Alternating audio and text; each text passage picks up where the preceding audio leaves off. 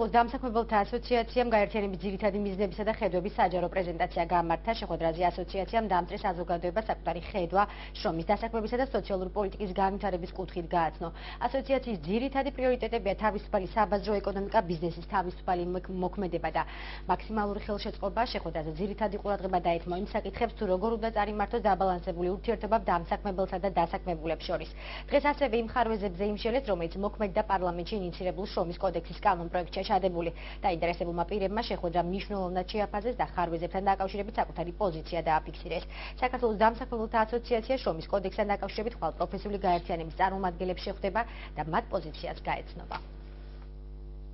არის რაღაც მომენტები, საგანაკვეთურ მუშაობასა და ასე შემდეგ საათებთან დაკავშირებით, მაგრამ ის ცვლილებები, რომლებიც ინიცირებულია, იმაში საკმაოდ ბევრი ხარვეზია ჩვენი თვალთახედვით, რომელიც გამოსწორებას საჭიროებს, მათ შორის არის ვადიან ხელშეკრულებასთან დაკავშირებით, ხელშეკრულების შეწყვეტასთან დაკავშირებული პრობლემები და ასე შემდეგ.